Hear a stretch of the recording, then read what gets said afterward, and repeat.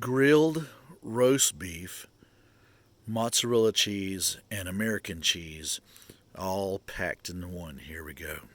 And that's on two thinly sliced, I know because I cut them myself, two thinly sliced sourdough bread from the market, Poplar Grove Market in Wilmington, North Carolina. Now, I'm no longer there, but this is the kind of food I get. And that roast beef is from the butcher shop